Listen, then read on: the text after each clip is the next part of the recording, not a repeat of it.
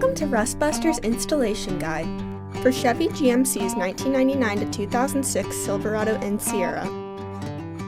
Before we begin, if you're uncomfortable with any of the processes listed in this guide, we strongly suggest you seek the work of a professional.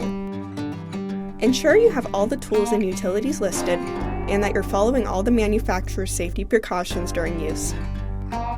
Step 1.